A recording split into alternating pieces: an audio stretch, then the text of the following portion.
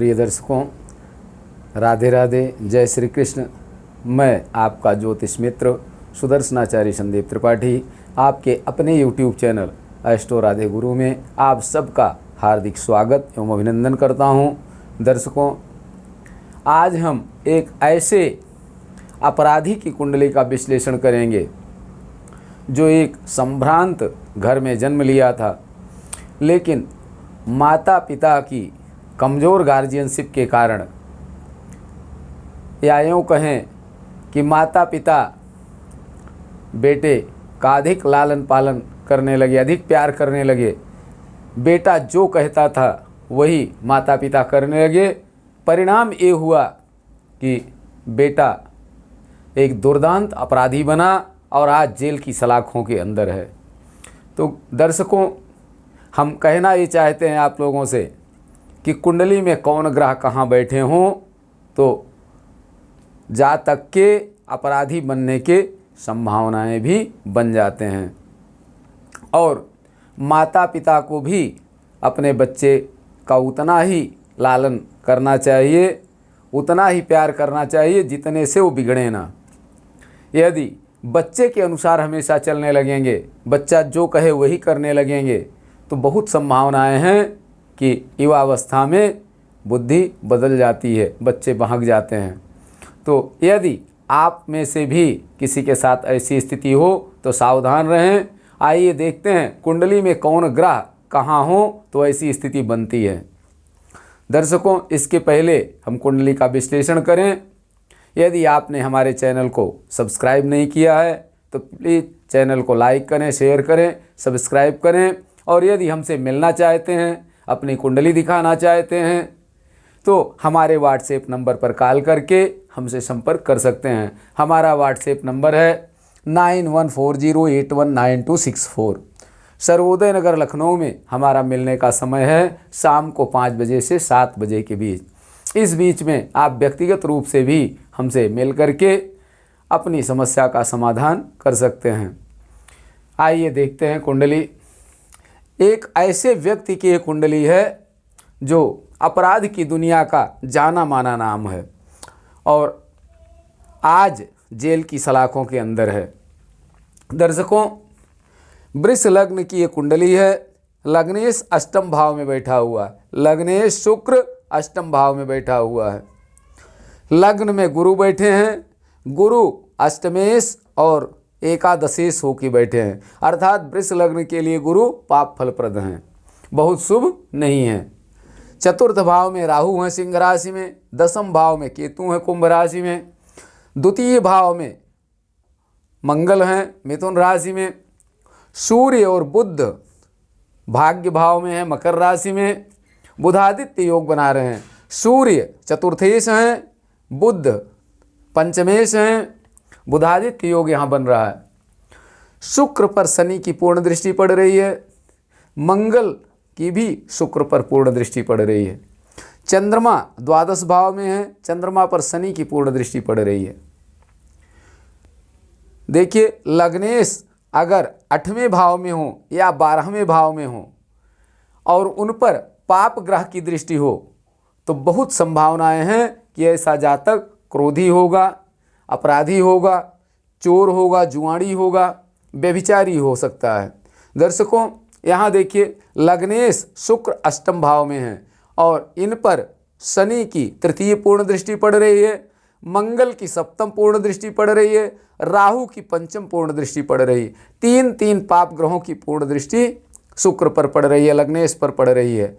तो बहुत संभावनाएं हैं कि जिस भी जातक की कुंडली में इस प्रकार का योग हो, लग्नेश चाहे अष्टम भाव में हो, चाहे 12वें भाव में हो, द्वादश भाव में हो, 12th हाउस में हो, अगर पापक ग्रह की दृष्टि उन पर पड़ रही, किसी शुभ ग्रह की दृष्टि नहीं पड़ रही है, तो बहुत संभावना है कि ऐसे जातक बहक सकते हैं।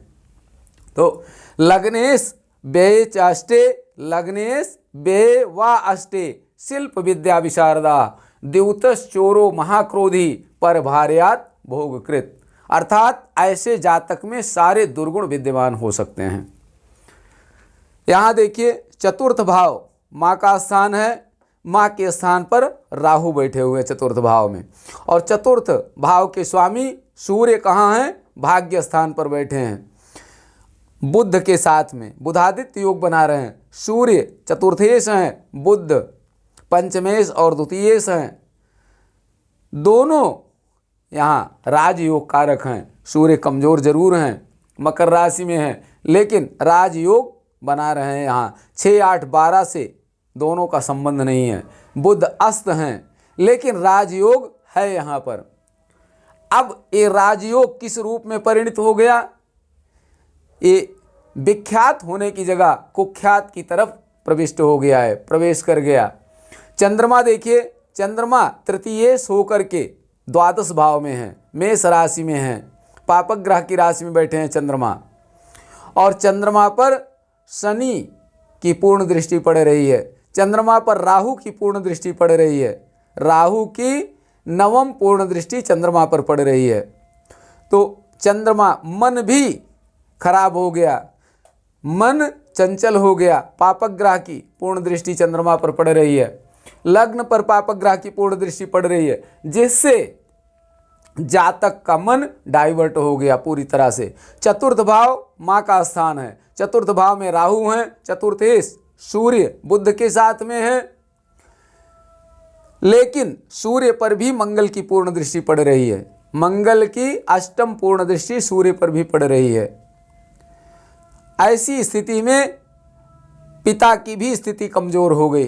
पिता सूर्य पिता हैं, सूर्य दसम भाव का कारक माने जाते हैं, वैसे दसम भाव के कारक बुध होते हैं। बुध अस्त हैं, दसम भाव के कारक अस्त हैं। यहाँ चतुर्थे सूर्य शत्रु की राशि में बैठे हुए हैं, मतलब माता पिता की डोरी ढीली हो गई बच्चे के प्रति।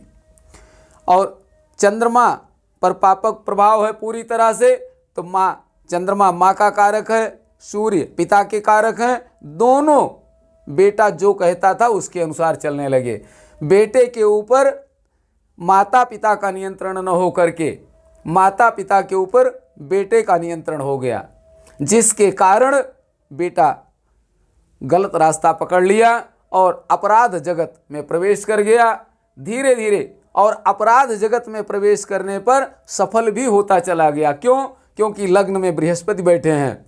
बुद्धिमान तो था ही ये, शुक्र लग्नेश हैं, गुरु लग्न में बैठे हुए हैं, पंचमेश बुध हैं, तो बुद्धिमान तो था ही। बुद्धि का गलत उपयोग किया, शुरुआत में बचता गया, लेकिन अंत में अपराधी कब तक बच सकता है? एक न एक दिन जरूर पकड़ा जाता है। पकड़ा गया, जेल गया, धीरे धीरे चोरी डकैती व्यभिचार शराब सब कुछ करने लगा। कोई भी दुष्कर्म बाकी नहीं था और आज आजीवन कारावास की सजा काट रहा है जेल में। तो दर्शकों, स्थिति कहाँ बिगड़ी? स्थिति ये बिगड़ी कि लग्नेश अष्टम भाव में है और इस पर पूर्ण पापक ग्रहों की दृष्टि पड़ रही है। शनि की पूर्ण दृष्टि है, राहु की पूर्ण दृष्टि और मंगल की पूर्ण दृष्टि है। जिस भी जातक की कुंडली में, चाहे वो महिला की हो चाहे वह पुरुष की हो, जिस भी जातक की कुंडली में लग्नेश 8वें या 12वें भाव में होगा, शुभ ग्रह की दृष्टि उस पर नहीं होगी, पापक ग्रहों की दृष्टि अधिक से अधिक होगी, ऐसे जातक के गलत रास्ते पर जाने की बहुत संभावनाएं होती हैं। तो दर्शकों, इनकी कुंडली में सेम ऐसी स्थिति है। शुक्र लग्नेशों के अष्टम भाव में है, पाप प्रभाव में पूरी तरह।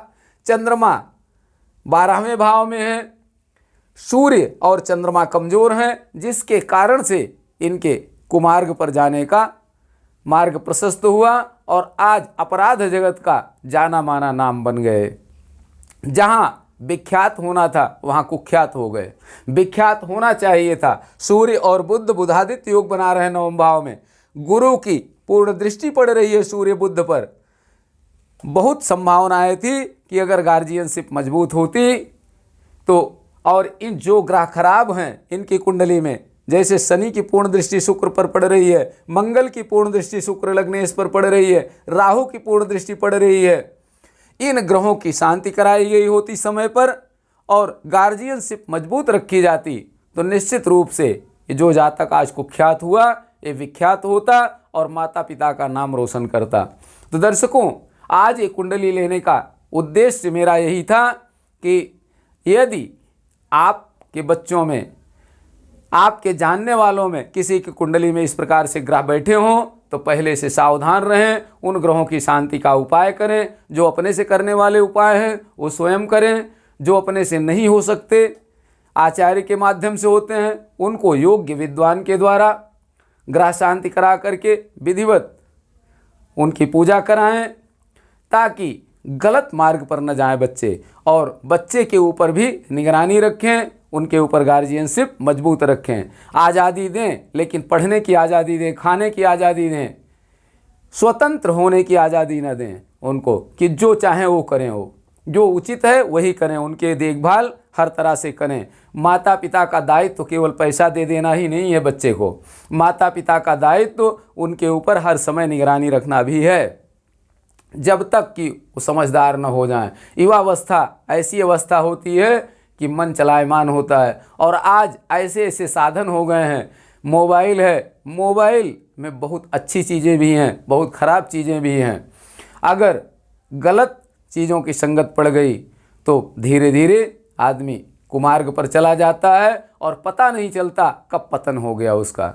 इसलिए दर्शकों, आप भी अपने बच्चों की कुंडली का निरीक्षण करें, बच्चों के ऊपर ध्यान रखें, और अपनी कुंडली का यदि विश्लेषण कराना चाहते हैं तो हमारे व्हाट्सएप नंबर पर कॉल करके अपना डिटेल अर्थात नाम, जन्म तारीख, जन्म समय, जन्म स्थान भेज करके अपनी कुंडली का विश्लेषण कराएं और देखें कि आपके बच्चे की कुंडली में क्या योग है, उस किस रास्ते पर उसे जाना चाहिए, उसका सही मार्गदर्शन करें। यदि कोई ग्रह खराब हैं तो उनका उपाय करें, शांति का उनके उपाय करें, उनको स्ट्रांग करें। जो ग्रह कमज़ोर हैं उनको स्ट्रांग करें, ताकि सही दिशा में जा सकें और आपका और आपके परिवार का नाम रोशन करें और अपना भी जीवन सफल करें।